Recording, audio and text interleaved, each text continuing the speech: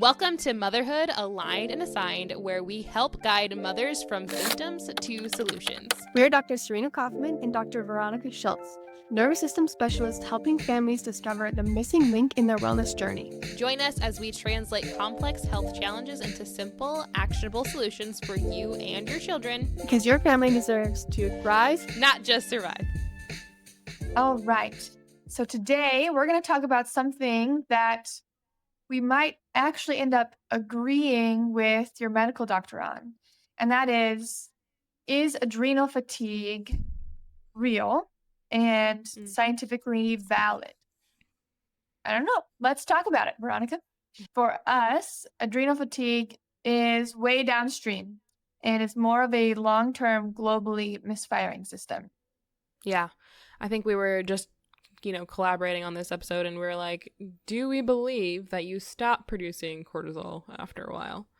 No, but I believe the continual production of cortisol, which is what we're kind of calling adrenal fatigue, right, is where we start to get less efficient. And even with Dr. Serena, I was talking about how, if you're going to work out, you start working out with lots of energy and maybe a lot of efficiency, maybe some good form.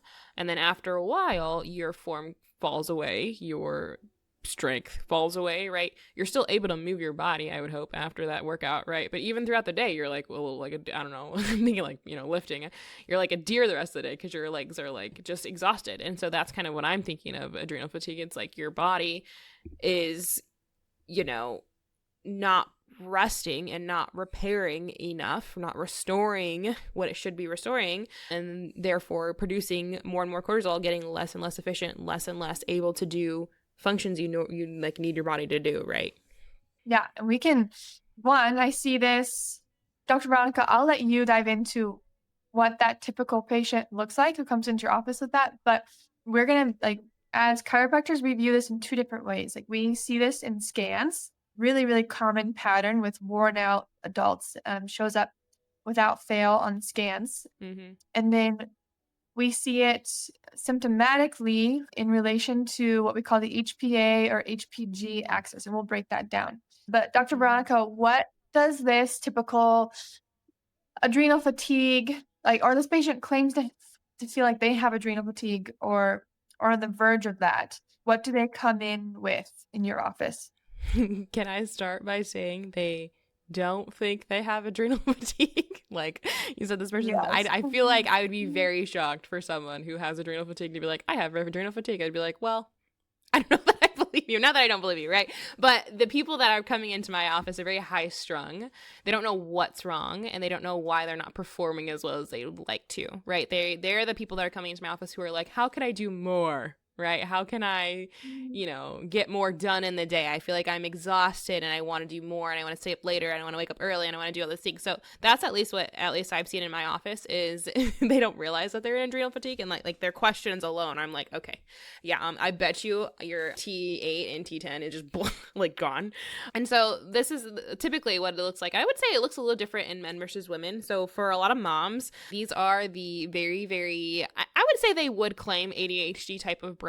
They just can't focus. There's a lot of brain fog. There's a lot of irritation, a lot of snapping, short fuse. They are the moms who are constantly thinking about what's ahead and what's honestly behind them. They're like, just their brains are constantly going. They're probably very involved with either their kid's school or their church, or, they're just very active in the community. They like to serve. They like to be a part of things. Probably not sleeping great. Either they struggle getting to sleep or staying asleep, sometimes both. I even had one mom who came in and who was getting 3 hours of sleep because she couldn't fall asleep, and then when she did fall asleep, she would wake up 3 hours later. And so yeah, she did that for 3 or 4 months before she came and saw me.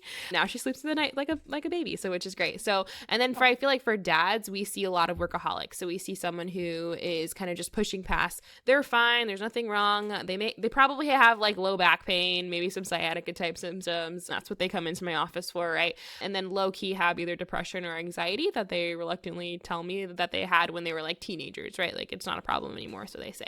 So I feel like it's a lot of people who ignore their bodies. They not because they're, not smart, and they're actually very capable and very, very smart people. That's probably why they ignore their bodies, is because they're just pushing them past their limits all the time. And yeah, so I would say on a scan, their HRV is usually in like zone 3, so very tanked, but also still like operating in the stress zone, right? Their thermals usually look pristine. So I'm always like, this is going to get worse, right? Like your body Yeah. doesn't even know what's in it.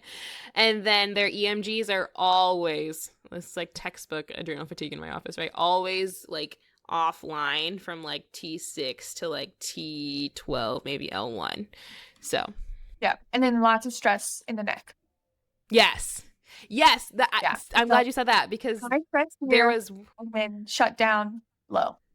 everywhere else. Yeah, there was one. I actually had someone who is in active duty, and I said, "Do you overthink a lot?" And he started laughing. He was like, "I'm glad my wife wasn't here because she would have just let me have it."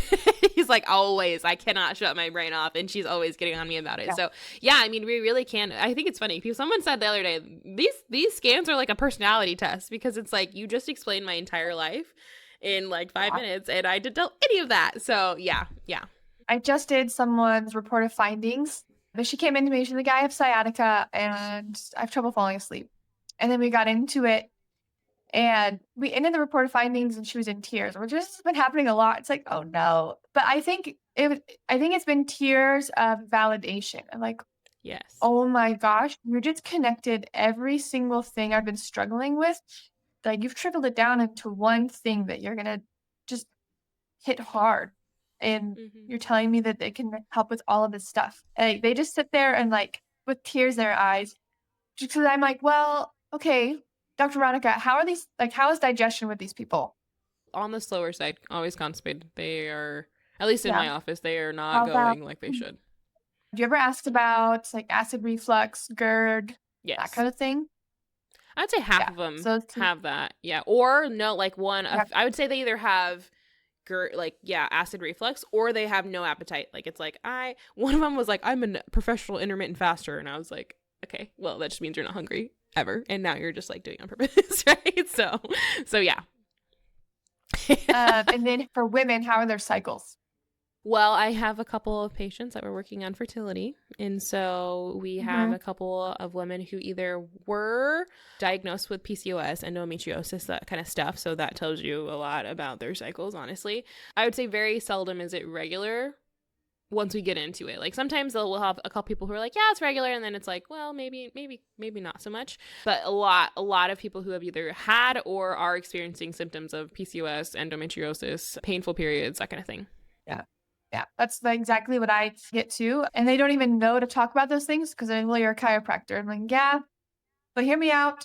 I go through the whole list with them. It's like, how's your sleep? They're like, oh, it's crap.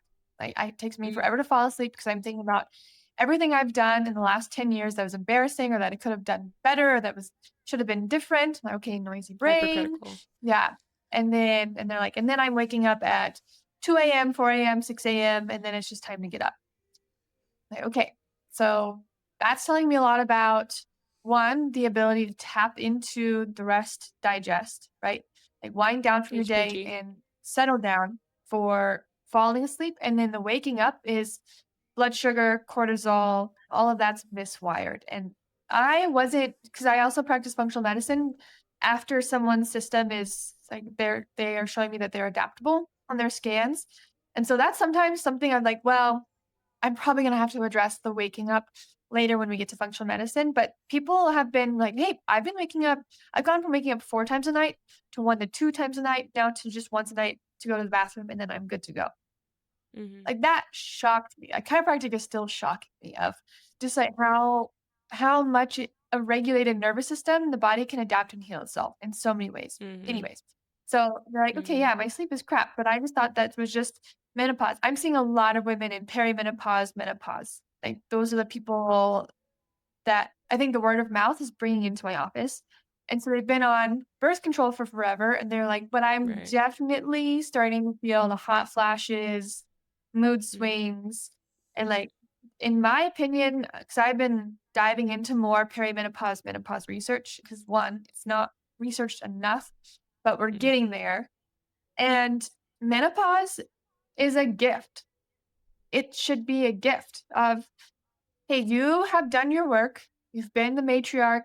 Well, not the matriarch yet. You've been the mom. You worked hard. And now is this season that you get to transition into this matriarch role where you're respected and revered, and people come to you for advice. Like, this is like our ancestors, like, historically, right? And it's a Mm-hmm. gift.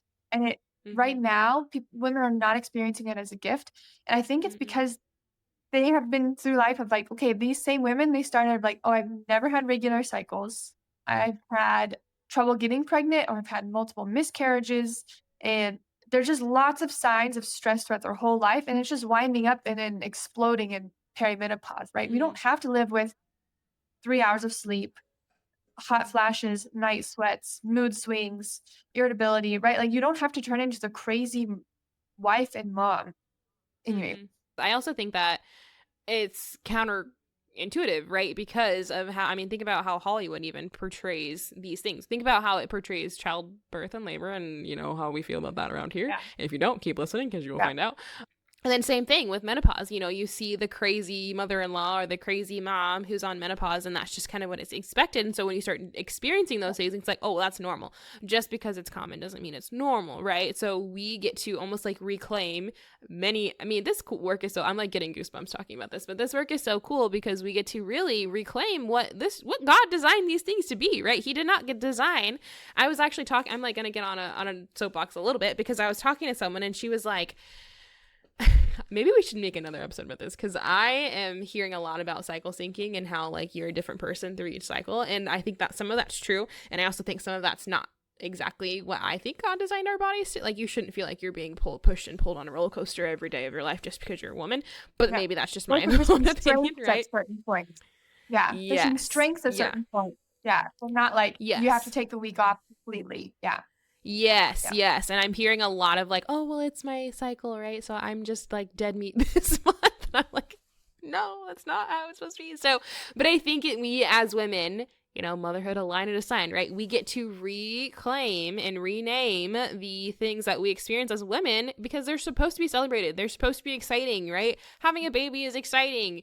Graduating, you know, like your fertile days is exciting, right? Like, yeah. there's just so much And getting your power. period and your cycle can be exciting. Mm, I mean, or right. not like not it doesn't have to be dreaded. Yes, yes. Doesn't have to be like your life is over, ends, or you know, you've entered into this like somber period of life. Like, your life is starting, right? So, but then also starting too soon, right? There's just so much that we get to as chiropractors kind of reclaim and realign with what God designed them to be. We've just skewed them Yeah, since we have a poor misunderstanding of them, and since we've been living in dysfunction all these years, but not anymore. yeah. For the last few years, honestly, since I started chiropractic school, and I realized like slowly, like, and even more and more yesterday and today, about how our bodies are designed to operate. I am constantly, when I'm thinking about functional medicine or chiropractic, I'm constantly thinking, okay, how would God have designed us, and how would this have looked good in the garden? Right. So Mm, all the way to like what we should be eating, yeah. and what our cycles should look like, and what childbirth should look like. Right. And Mm-hmm. so, and I love the saying of like, our job is to bring a piece of heaven to earth. Right. Yes. And so when I'm constantly thinking about like, wait, we weren't designed to need all of these supplements. But what about these supplements is what is filling the gaps for some people? Like, oh, also the Garden of Eden would have had abundant nutrients in their Right. food, right? And Right. like there wouldn't have been chemical, emotional, physical stressors. Right. So Right. anyway, like, There's what are that we too. working with Yeah. now that we can't Right. change necessarily? Mm-hmm. What are we working with that we can change? And then what should it look like? And this is just kind of going to be a part of our life, like physical, emotional, Mm-hmm. chemical stressors, until we're reunited in heaven, Right. right? So, Right. or Jesus comes back and we're on earth, however it's Right. going to look. Anyway, Yeah. Yeah. Yeah. I love so that. going back, like, okay, so I'm asking these women, it's like they're coming in with sciatic pain. I feel like a lot of women, sciatic pain, a lot of men, it's low back pain, shoulder. It's like the trend Mm. I'm seeing. Mm-hmm. But Oxfoot. men are exhausted too. Mm-hmm. So it's like, okay, how's your sleep? They're like, oh, not good. And I Not was like, well, there. how long Mm-hmm. has it not been good? Yeah, it's Mm-hmm. been, oh, a really long time. Or when I started perimenopause, menopause, I was like, okay, that's like your bucket was full, and then menopause with this big hormonal shift, which women are experiencing big hormonal shifts and their buckets are overfilling, like when they get their period, when they ovulate, right? And that's like, oh, I always get a headache like the week before my period. I was like, yeah, your bucket is like a normal chemical shift in your body is just overfilling your bucket. Anyways, so same thing is going on just on a bigger scale with menopause, right? Big hormonal shifts in life, bucket is overflowing, right? And our job is to scoop water out of your bucket so you have the capacity to take on more. So sleep. And then I was like, okay, how's your digestion? Like, oh, IBS, constipation. For how long? IBS. I completely forgot about that. Yeah. Yeah, so much IBS. And then, okay, how's like upper digestion? Do you feel like you have acid reflux food? They're like, oh, yeah, actually, I get that pretty often. There's that. And then, okay, how were your cycles or currently are your cycles? They're like, oh, they're all over the place, or they're really, really long, or they're on birth control and they haven't had a period in a really long time. So that makes it tough. They're like, but I got on birth control because my cycles were really bad. And that's why I'm still on birth control.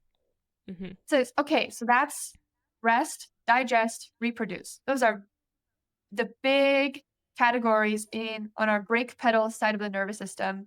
Rest and digest, reproduce, repair, restore, all of that side. And like those are 3 big targets where you're not hitting them. So and those can all be classified as adrenal fatigue because the reason you're not doing those things is because you are stuck in your fight flight. Your sympathetic, your however you want to HPA, right? Yeah. So HPA is the hypothalamus, pituitary, adrenals. So, and this is how I explain. And then the HPG is hypothalamus, pituitary, gonads. So those are our sex organs. And that's ovaries, testes, that kind of thing. People are like, okay, so how is that? How is my digestion and my sleep and my hormones related to chiropractic? Like, what are you going to do? And so how I explain this is, so we've touched on this, emotional stressors, physical stressors, chemical stressors in our life. These are 3 big categories. And our brain is responsible for processing those. And if it's getting overwhelmed, like Veronica said, the mom of the brain gets overwhelmed and she shuts down and just diverts processing to the amygdala, which is dad of the brain. If dad's in charge, it says, okay, well, if I'm in charge, that's a threat, that's a threat, that's a threat. And your body goes into saying, okay, if we're in threat mode, if we're in fight or flight mode, because our bucket is full and we're trying to process too many things, then we're firing up adrenals, pumping out adrenaline, cortisol, and that's told from our pituitary. So this is in our brain. Our pituitary gland is prioritizing cortisol and adrenaline. And if it's prioritizing that side, the gas pedal, it cannot as efficiently prioritize digestive hormones that start from our mouth or saliva, really, stomach, middle, lower digestion, right? And digestion is going to relate, functional medicine wise, digestion is going to relate to gut and immune issues, right? So if we're not breaking down our food because we have low stomach acid, bigger proteins are going to build up in our gut, get into our bloodstream. And if our immune system is on the gas pedal, it's going to say, hey, I don't recognize those proteins. And we're going to flag a sensitivity to those, right? So those are going to, the threat is coming from 2 different directions. It's we're not breaking down our food enough, and our immune system is on high alert, and it's going to flag lots of things that it normally wouldn't flag. People that like leaky gut. Basically leaky gut, which anyways. I just want to say it because I know that's a popular term. Yeah. And I even functional medicine docs right now are like, wait a minute. Everyone to a certain extent has a leaky gut because that's how we're designed. That's how nutrients get through. But we need to find a way to shrink your, like break down your food better so that what is getting through your gut is good and your immune system's not flagging it. It's the filtration system, yeah. But yeah. So that's digestion. Sleep hormones, right? If we're running from a mountain lion, our body's not going to produce melatonin on its own, right? That's not going to be the priority. And then reproduction is the same. If our adrenals are on the gas, then our pituitary is not telling our ovaries to make progesterone, estrogen. It's not telling our testes to make testosterone. And so And can I Yeah. interject here? Because this is what I was Yeah, going to go ask. for it. The question, Dr. Serena, is the one that I'm having, at least as I'm learning more and more about this, is, I help women with fertility and conception and those kinds of things. And so when I hear this is coming from me, and I love that because I've also experienced that. That's my story too. And when I hear like you can't have a baby while you're running from a mountain lion, and I know there's some situations that women have been in where they do actually have a baby under like very horrific, terrible circumstances. I'm just curious because I'm kind of mulling through and praying through that too. What are your thoughts on that? And like, what would you even tell a patient who asks that? Because I have some patients who are like, I don't get it. Like, why am I not pregnant? When I know there's some people who are in, pretty bad situations that are able to get pregnant. Yeah. I would say this story takes a long time to unfold, right? And so people who are in their young 20s who haven't had horrific childhood, right? They're coming in to their 20s balanced and relatively regulated, right? An assault that ends up in pregnancy, that moment isn't going to switch her hormones off and prevent a pregnancy, right? It's the buildup of she doesn't have enough estrogen and progesterone to support a healthy cycle and ovulation and support a healthy pregnancy, if that makes sense, right? So she's coming into that, she's meeting that event in a healthy state, and that one moment isn't going to shut off hormones, right? Yeah. It's a chronic issue over and over and over again over years. Yeah. And there's that. And so then it's not fair because I'm just like, wait a minute. I know, like, this is why the foster system is so big, is that, okay, well, how are these women who are doing drugs all the time and homeless and all of these things still getting pregnant? And I don't know.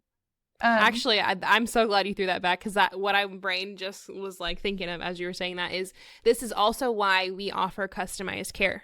Right? This is why, because you don't know how much capacity, you don't know how much fluidity, how much, neuroplasticity every person in the entire world has, right? So I can have two people with the same exact story come out with completely different scans because they have different capacity, margin, ability, plasticity to handle the stressors in life. So just because, let's say me and you went through the same thing, we would have completely different outcomes because neurologically, we are different. We are, God made us each unique, and we all have different strengths and stuff. So that's kind of where I almost can take back the conversation, because it's like, I've seen, I've had babies come in where it's like, oh, that sounds like a pretty hard labor and delivery. And it's like, this actually is going to be, there's some stress there, but it's not as deep as someone else who it sounds like they had a beautiful birth and their, HRVs are tanked because they just have different ability to adapt to that stress. And that's kind of what we get to plug in as chiropractors, is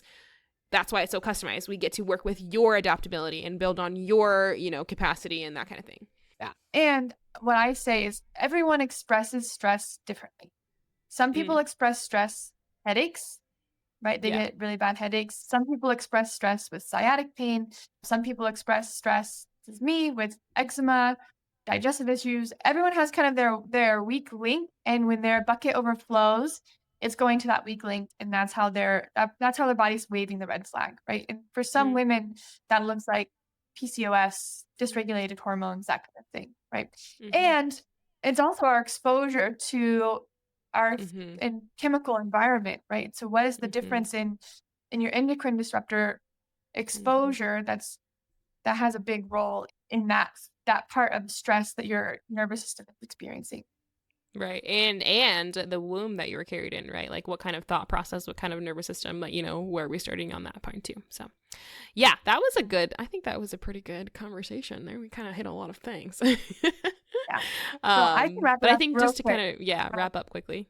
So I think medical doctors don't want to recognize this, and maybe rightfully so, as this as an adrenal fatigue, as a legitimate diagnosis, because it's a symptom of a lot of other things going on. And they're worried that, okay, are you fatigued and experiencing all these symptoms because is it sleep apnea? Is it other issues of poor sleep?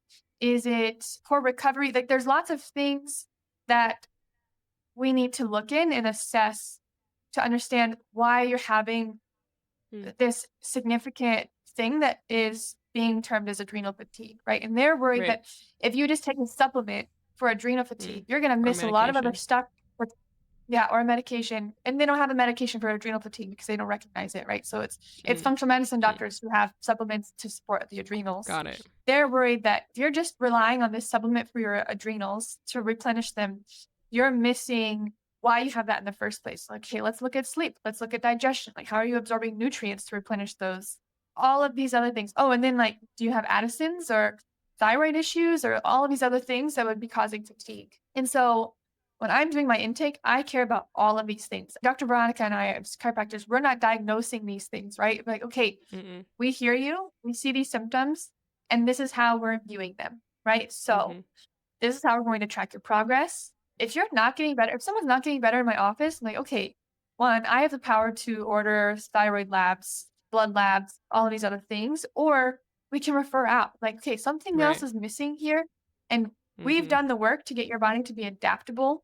And how much can your body adapt and heal itself before we add other interventions, right? And if people have time and the capacity to heal the nervous system first, right? Some people are like, no, I'm miserable and I need to do both at the same time. And that's valid, right? If you're like, if someone's thyroid is tanked, like I'm going to give them the option, like, okay, this might be a thyroid thing. We can focus on nervous system first, or I mean, you're in charge and this is informed consent. We can also refer you out to work with a thyroid specialist, either functional medicine wise, or you can go to your MD and you can get medicated to support your thyroid that way too, right? There's always options, but we're focused on what can we do to scoop water out of your bucket so you have the capacity to adapt and heal, right? You have the ability to tap into rest and digest when you need it. And how much is your body going to thrive and heal if you're sleeping, if you're breaking down and absorbing nutrients, if you're getting toxins out of your body, and if your hormones can regulate, right? It's magic. Drop. Yeah. We are right at time, guys. Thank you, Dr. Serena, for that incredible insight. And we are going to go ahead and wrap this up in prayer. So, Heavenly Father, thank you so much for just this passion that you've given us, this desire in our hearts to really see women and families thrive in every capacity that you have designed them to.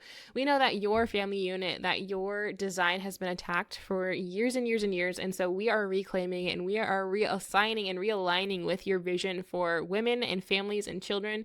And we are so honored that you give us this opportunity. We're so thankful for the listener listening to this and feeling empowered and inspired to come in and get their family on the right track. And we just pray that you would be with us every step of the way as we continue to move forth on this mission, on this journey. We thank you for your presence and we love you. We honor you, praise you. In Jesus' name, amen. Amen. Thank you for joining us on Motherhood, Aligned and Assigned. We hope today's episode helped you connect the dots in your family's health journey. Remember, this is where nervous system health meets motherhood wisdom. Until next time, we're Dr. Veronica Schiltz and Dr. Serena Kaufman, supporting you as you nurture your family's well-being. Because when you're aligned, everyone thrives.